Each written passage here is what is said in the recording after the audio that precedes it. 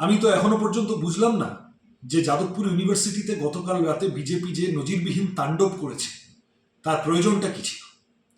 Engineering ফ্যাকাল্টির ছেলেমেয়েরা নিজেদের মধ্যে বসে সভা করছে, সেখানে জোর করে বাইরে থেকে এবিভিপির গুন্ডাদের ঢুকতে হবে এবং সেটাকে এন্ডোর্স করছেন যাদবপুরের বিধায়িকা। তিনি বহিরাগত গুন্ডাদের ঢুকিয়ে ছাত্রদের উপর অত্যাচার করা, প্রাণনাশের চেষ্টা করা, আগুন লাগিয়ে দেওয়া থেকে শুরু করে ঢিল ছোড়া কি না হয়েছে গতকাল রাতে যাদবপুরে। এটা যাদবপুরের সংস্কৃতির সাথে মানানসই? এটা বাংলার সংস্কৃতির সাথে মানানসই? বুঝতে পারছেন না যে গোটা দেশের তরুণ প্রজন্ম আপনাদের প্রত্যাখ্যান করছে? মাত্র কয়েকদিন আগে গোটা দেশের তরুণ প্রজন্ম জেনজি তারা কাঁধে কাঁধ মিলিয়ে লড়াই করে দেশের শিক্ষামন্ত্রীকে ইস্তফা দিতে বাধ্য করিয়েছে।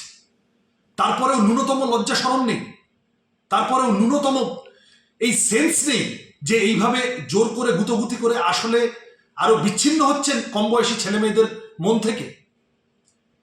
যদি এত কনসার্ন থাকে যাদবপুর সম্পর্কে, ছাত্র ভোট করুন না, গণতান্ত্রিক রাস্তায় আসুন না, এসএফআই বুঝে নেবে। বারবার আপনারা একই ক্যাসেট, ভাঙা ক্যাসেট বাজিয়ে যাবেন। কেউ প্রশ্ন করলে তাকেই দেশ বিরোধী, সেই টুকরে টুকরে। আমি তো খোঁজ নিয়েছি এসএফআই এর ছেলে মেয়েদের কাছে, কেউ কোনো দেশ বিরোধী কথা বলেনি, কেউ টুকরে ভঙ্গে বলেনি, কেউ নিচু জাত উঁচু জাত কিচ্ছু বলেনি। এইসব কথা বলে গুলিয়ে দেওয়ার চেষ্টা করছেন।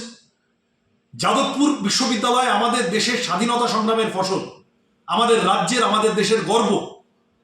আপনারা সেটাকে যদি সম্মান না করতে পারেন, আমরা সাম্প্রতিককালে দেখেছি বিজেপি আমাদের রাজ্যে সুভাষচন্দ্র বসুকে অপমান করেছে, সুকান্ত ভট্টাচার্যের ছবিতে জুতো ঝুলিয়েছে।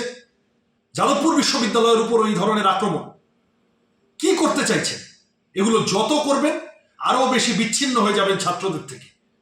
বারবার বলছি, এই রাস্তায় হাঁটবেন না, গণতন্ত্রের পথে আসুন। যাদবপুর বিশ্ববিদ্যালয়ের ছাত্রদের সামনে এবিভিপি গণতন্ত্রের রাস্তায় দাঁড়ানোর সাহসটুকু জোটাক। এই গুন্ডামি যাদবপুরের মানুষও মানবেন না, যাদবপুরের ছাত্ররাও মানবেন না।